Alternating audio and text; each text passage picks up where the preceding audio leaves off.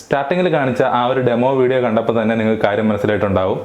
ഇന്നത്തെ വീഡിയോ കൊണ്ട് ഉദ്ദേശിക്കുന്നത് ഒരു ട്യൂട്ടോറിയലാണ്. അതായത് ഞാനിപ്പോൾ കാണിച്ചതുപോലെയുള്ള ആ ഒരു അനിമേഷൻ അല്ലെങ്കിൽ ആ ഒരു ട്രാൻസിഷൻ ഉണ്ടാക്കിയെടുക്കുന്ന ഒരു ട്യൂട്ടോറിയലാണ് ഇന്നത്തെ വീഡിയോ. കൈൻമാസ്റ്റർ എന്ന് പറയുന്ന ഒരു ആപ്പ് ഉപയോഗിച്ചുകൊണ്ടാണ് ഇത് ചെയ്യുന്നത്. അപ്പോൾ വീഡിയോയിലേക്ക് പോകാം.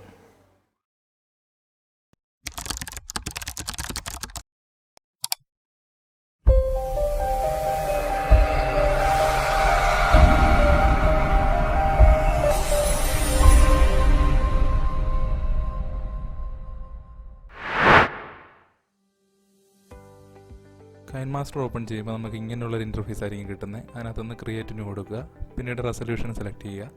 അടുത്തായിട്ട് ചെയ്യേണ്ടത് നമുക്ക് വേണ്ട വീഡിയോ സെലക്ട് ചെയ്യുക എന്നുള്ളതാണ്. ഞാൻ ആൾറെഡി ഡൗൺലോഡ് ചെയ്ത് വെച്ചിട്ടുണ്ട്, അത് സെലക്ട് ചെയ്ത് കൊടുക്കുക. അപ്പോൾ ഇപ്പോൾ നിങ്ങൾ കണ്ടുകൊണ്ടിരിക്കുന്ന ഈ ഒരു ഫുട്ടേജ് എന്ന് പറയുന്നത് സ്റ്റോക്കാണ്.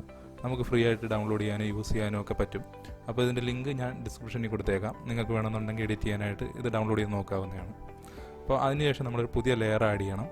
ആ ലെയർ ടെക്സ്റ്റ് ലെയറാണ് ഞാൻ ആഡ് ചെയ്യുന്നത്. എലോൺ എന്ന് പറയുന്ന ഒരു ടെക്സ്റ്റാണ് ഞാൻ ആഡ് ചെയ്യുന്നത്. അപ്പോൾ ഒരു സ്പേസിങ്ങിന് വേണ്ടിയിട്ട് ലെറ്ററുകൾക്ക് ഇടയിൽ ഞാനൊരു സ്പേസ് ഇട്ട് കൊടുക്കുന്നുണ്ട്. അതിനുശേഷം അഡ്ജസ്റ്റ് ചെയ്ത് വീഡിയോയുടെ ആ ഒരു അതേ ഒരു ലെങ്ത് തന്നെ ആക്കി കൊടുക്കുകയാണ്. ശേഷം ഫോണ്ട് ഒന്ന് അഡ്ജസ്റ്റ് ചെയ്യേണ്ട കാര്യമുണ്ട്. ഫോണ്ട് ഞാൻ ഇപ്പോൾ ഇട്ടേക്കുന്ന റോബോട്ടോ ബ്ലാക്ക് ആണ്. അപ്പോൾ അത്യാവശ്യം ബോൾഡായിട്ടിരിക്കും. അപ്പോൾ സൂം ചെയ്ത് നോക്കുന്ന സമയത്ത് അത്യാവശ്യം നന്നായിട്ട് കാണാൻ പറ്റുന്ന ഒരു ഫോണ്ട് തന്നെയാണ് റോബോട്ടോ ബ്ലാക്ക്. അപ്പോൾ ഇതിന് ശേഷം നമ്മളിപ്പോൾ ആ ഒരു ടെക്സ്റ്റ് എവിടെയാണോ അലൈൻ ചെയ്യേണ്ടത് അവിടെ കൊണ്ടുവയ്ക്കുക എന്നുള്ളതാണ് ആദ്യത്തെ ഒരു ഘട്ടം.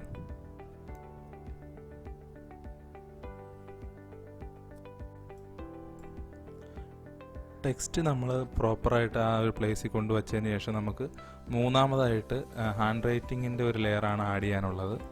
ഹാൻഡ് റൈറ്റിങ്ങിൻ്റെ ലെയർ നമുക്ക് കാണാനായിട്ട് ലെയർ സെഷനിൽ പോയി കഴിഞ്ഞാൽ അതിൻ്റെ ഏറ്റവും അവസാനത്തെ ഓപ്ഷനാണ് ഹാൻഡ് റൈറ്റിങ്ങിൻ്റെ ഓപ്ഷൻ.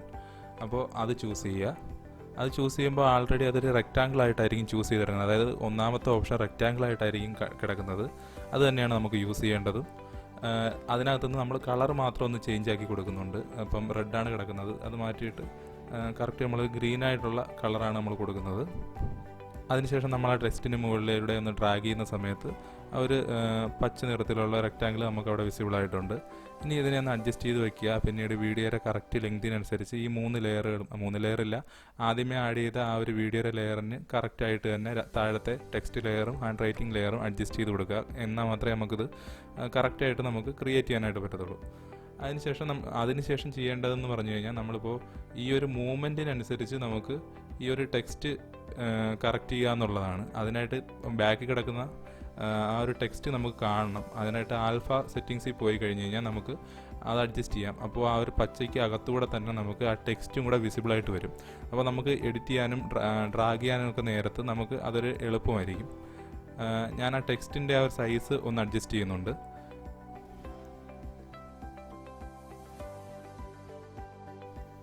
ഇനി നമുക്ക് ടൈം ലൈൻ മാക്സിമം വലുതാക്കുക എന്നുള്ളതാണ്. രണ്ട് വിരൽ ഉപയോഗിച്ചുകൊണ്ട് നമ്മൾ ഡ്രാഗ് ചെയ്ത് കഴിഞ്ഞാൽ നമുക്ക് ആ ഒരു ടൈം ലൈൻ വലുതാക്കാൻ പറ്റും. ഇങ്ങനെ വലുതാക്കുന്നത് എന്തിനാണെന്ന് ചോദിച്ചു കഴിഞ്ഞാൽ നമ്മളിനി അടുത്ത ഓരോ കീ ഫ്രെയിമുകൾ ആഡ് ചെയ്തിട്ടായിരിക്കും ഈ ഒരു ടെക്സ്റ്റിനെ നമ്മൾ നടക്കുന്നതിനനുസരിച്ച് വിസിബിൾ ആക്കുന്നത്. അപ്പോൾ ആ ഒരു കീ ഫ്രെയിം ആഡ് ചെയ്യുന്ന സമയത്ത് മാക്സിമം വലുതാവുന്നതിനനുസരിച്ച് അത്രയും ഒരു പെർഫെക്റ്റ് ആയിട്ടുള്ള ഒരു ട്രാൻസിഷൻ ആയിരിക്കും നമുക്ക് കിട്ടുന്നത്. അപ്പോൾ ഈ ഒരു പെർഫെക്ഷൻ നമുക്ക് ഒന്നും കൂടെ കൂട്ടുന്നതിന് വേണ്ടിയിട്ട് ഇപ്പോൾ ആ സ്ക്വയറായിട്ട് നമ്മൾ ഉണ്ടാക്കിയേക്കുന്ന ഹാൻഡ് റൈറ്റിംഗ് ലെയറിനെ ഇറേസർ ഉപയോഗിച്ചുകൊണ്ട് ചെറുതായിട്ടൊന്ന് മായ്ച്ചു കൊടുക്കണം. അതായത് ആ ഒരു ബോഡിയുടെ ആ ഒരു സ്ട്രക്ചറിനനുസരിച്ച് മായ്ച്ചു കൊടുത്തു കഴിഞ്ഞാൽ ആ ഒരു ബോഡി മൂവ് ചെയ്യുന്നതിനനുസരിച്ച് അത് തെളിഞ്ഞു വരുന്നെടുത്തു. അല്ല സ്ക്വയറായിട്ടിരിക്കുകയാണെന്നുണ്ടെങ്കിൽ നമ്മൾ ജസ്റ്റ് ആ സ്ക്വയർ നീക്കുന്ന ആ ഒരു രീതിയിൽ നമുക്ക് കിട്ടത്തുള്ളൂ. ഇതൊന്ന് പെർഫെക്ഷന് വേണ്ടിയിട്ടാണ്. ജസ്റ്റ് ആ ഒരു ബോഡിയുടെ ആ ഒരു രീതിയിൽ നമ്മൾ മായ്ച്ചു കൊടുക്കണം. ഇനി കീ ഫ്രെയിമുകൾ ആഡ് ചെയ്യാനായിട്ട് നമ്മൾ ആ ഒരു ഹാൻഡ് റൈറ്റിംഗ് ലെയറിൽ ക്ലിക്ക് ചെയ്യുക. അതിനുശേഷം ലെഫ്റ്റ് സൈഡിൽ ഒരു കീയുടെ ഐക്കൺ ഉണ്ടാവും. അപ്പോൾ അതിനകത്തൊന്ന് ക്ലിക്ക് ചെയ്യുന്ന നേരത്ത് നമുക്ക് റൈറ്റ് സൈഡിൽ അനിമേഷൻ എന്ന് പറയുന്നൊരു ടാബ് ആയിരിക്കും വരുന്നത്. അതിനകത്ത് നമ്മളിപ്പോൾ ഒരു ട്രാൻസിഷൻ സ്റ്റാർട്ട് ചെയ്യേണ്ട പൊസിഷൻ നമ്മൾ കണ്ടുപിടിച്ചതിന് ശേഷം റൈറ്റ് സൈഡിലുള്ള അനിമേഷനകത്ത് ഒരു പ്ലസ് ഐക്കൺ ഉണ്ട്, അത് ക്ലിക്ക് ചെയ്യണം. ഇനി നമ്മൾ ടൈം ലൈൻ ഡ്രാഗ് ചെയ്യുക. അതിനുശേഷം മുകളിലുള്ള ആ ഒരു ഹാൻഡ് റൈറ്റിംഗ് ലെയർ അഡ്ജസ്റ്റ് ചെയ്ത് കൊടുക്കുക. അതായത് ലെഫ്റ്റിലോട്ടോ റൈറ്റിലോട്ടോ ടോപ്പിലോട്ടോ ബോട്ടത്തിലോട്ടോ മൂവ് ചെയ്ത് വച്ച് കഴിയാൻ നേരത്ത് ഓട്ടോമാറ്റിക്കലി തന്നെ കീ ഫ്രെയിമുകൾ ആഡ് ചെയ്യുന്നത് കാണാം. അതായത് ചെയ്യേണ്ടത് ഇത്രയേ ഉള്ളൂ. ടൈം ലൈൻ നമ്മൾ ജസ്റ്റ് ഡ്രാഗ് ചെയ്യുക. അപ്പോൾ ആ ഒരു ബോഡി മൂവ് ചെയ്യും. മൂവ് ചെയ്യുന്ന ടൈമിൽ നമ്മൾ ജസ്റ്റ് ആ ഒരു പച്ച ലെയർ, അതായത് ഹാൻഡ് റൈറ്റിംഗ് ലെയർ നമ്മൾ ഡ്രാഗ് ചെയ്ത് കൊടുക്കുക. ഇങ്ങനെ അഡ്ജസ്റ്റ് ചെയ്ത് നമ്മൾ ഈ ഒരു ബോഡി മൂവ് ചെയ്യുന്നതിനനുസരിച്ച് ആ ഒരു ഹാൻഡ് റൈറ്റിംഗ് ലെയറും മൂവ് ചെയ്യിപ്പിക്കുക എന്നുള്ളതാണ് നമ്മുടെ ലക്ഷ്യം. നമ്മൾ എത്രത്തോളം കീ ഫ്രെയിമുകൾ അധികം ആഡ് ചെയ്യുന്നോ അത്രത്തോളം പെർഫെക്റ്റ് ആയിട്ടുള്ള ഒരു വീഡിയോ ആയിരിക്കും നമുക്ക് കിട്ടുന്നത്. അപ്പോൾ നമ്മുടെ ഈ ഒരു ടെക്സ്റ്റ് പൂർണ്ണമായിട്ടും കാണുന്നത് വരെ ഇതേ പ്രോസസ്സ് തന്നെ നമ്മൾ കണ്ടിന്യൂ ചെയ്ത് കൊടുക്കുക.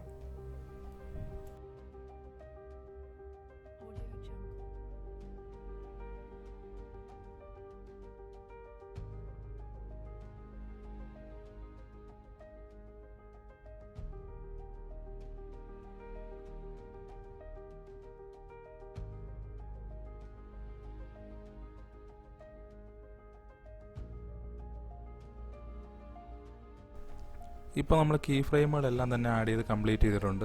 ഇനി അടുത്തത് നമ്മൾ ആ ഒരു ഗ്രീൻ പോർഷന് വേണ്ടിയിട്ട് നമ്മൾ അതിൻ്റെ ആ ഒരു വിസിബിലിറ്റി കുറച്ചിട്ടുണ്ടായിരുന്നു. അപ്പോൾ നമ്മളത് വീണ്ടും പഴയതുപോലെ ആൽഫ എടുത്ത് 100% ആക്കി വയ്ക്കുന്നു. അപ്പോൾ അതൊരു കറക്റ്റ് ഒരു ഫുള്ളായിട്ടൊരു ഗ്രീനായിട്ട് മാറിയിട്ടുണ്ട്. നമ്മൾ ടൈം ലൈനെല്ലാം അഡ്ജസ്റ്റ് ചെയ്ത് പഴയതുപോലെ ചെറുതാക്കി വയ്ക്കുന്നു. ചെറുതാക്കുന്ന വേറൊന്നിനുമല്ല, നമ്മളിപ്പോൾ ഇത്രയും നേരം നമ്മൾ ചെയ്തുകൊണ്ടിരുന്ന ആ ഒരു വീഡിയോ റിമൂവ് ചെയ്തിട്ട് നമ്മളതിനെ ഒരു ഗ്രീൻ സ്ക്രീനാക്കി മാറ്റുകയാണ്. അതായത് ഇതിനെ നമുക്ക് എക്സ്പോർട്ട് ചെയ്ത് വേറൊരു വീഡിയോയിൽ കൊണ്ടുപോയിട്ട് വേണം ആ ഒരു ട്രാൻസിഷൻ ആകാൻ. അപ്പോൾ ഞാൻ അതിനായിട്ടൊരു പുതിയ ലെയർ ആഡ് ചെയ്തു. ആ ഒരു ലെയറിന് ഗ്രീൻ കളർ തന്നെ കൊടുത്തു. അതിനുശേഷം നമ്മൾ ആദ്യമേ ആ മൂവ് ചെയ്യുന്ന ഒരു വീഡിയോ ഇട്ടിട്ടുണ്ടായിരുന്നു, അതങ്ങ് റിമൂവ് ചെയ്തു. എന്നിട്ട് താഴെയുള്ള ആ ഒരു ലെയറിനനുസരിച്ച് ഈ ഒരു ടൈം ലൈനെ അഡ്ജസ്റ്റ് ചെയ്ത് വയ്ക്കും. അപ്പോൾ ഇപ്പോൾ നമുക്ക് പൂർണ്ണമായിട്ടും കാണാൻ പറ്റുന്നത് ഒരു ഗ്രീൻ ബാക്ക്ഗ്രൗണ്ടിനകത്ത് നമ്മൾ ആ ടൈപ്പ് ചെയ്ത ആ ഒരു എലോൺ എന്ന് പറയുന്ന ഒരു ടെക്സ്റ്റ് അനിമേറ്റ് ചെയ്യുന്നതാണ്. അപ്പോൾ ഇങ്ങനെ ഒരു ഗ്രീൻ സ്ക്രീനിനകത്തുള്ള ടെക്സ്റ്റാണ് നമുക്ക് എക്സ്പോർട്ട് ചെയ്തെടുക്കാനുള്ളത്.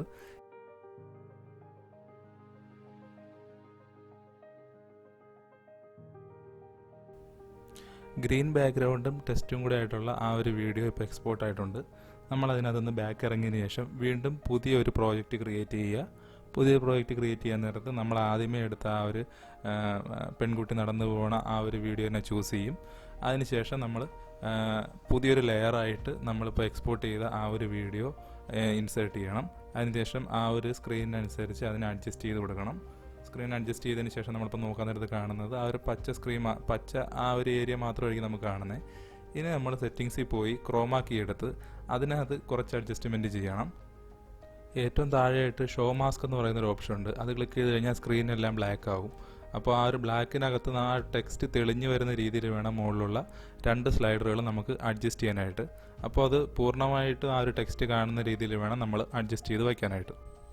ടിക്ക് കൊടുത്ത് നമ്മൾ ബാക്ക് ഇറങ്ങുന്ന സമയത്ത് നമുക്ക് കാണാൻ പറ്റും ആ ഒരു ഗ്രീൻ സ്ക്രീനൊക്കെ പോയിട്ടുണ്ട്. ഇപ്പോൾ നമുക്ക് ആ ഒരു ടെക്സ്റ്റും ആ ഒരു വീഡിയോയും മാത്രമാണ് കാണാൻ പറ്റുന്നത്. ആ ഒരു പെൺകുട്ടി നടന്നു പോകുന്നതിനനുസരിച്ച് നമ്മൾ ആഡ് ചെയ്ത ആ ഒരു ടെക്സ്റ്റും തെളിഞ്ഞ് വരുന്നതായിട്ട് നമുക്ക് കാണാൻ പറ്റും.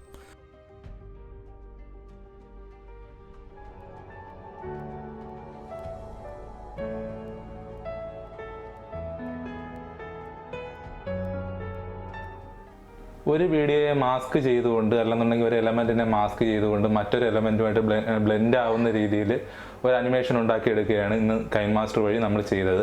അപ്പോൾ ഇന്നത്തെ വീഡിയോ നിങ്ങൾക്ക് ഇഷ്ടമായി എന്ന് ഞാൻ കരുതുന്നു. ഇഷ്ടമായി എന്നുണ്ടെങ്കിൽ മറ്റുള്ളവരിലേക്ക് ഈ അറിവ് എത്തുന്നതിനായിട്ട് ഷെയർ ചെയ്ത് കൊടുക്കുക.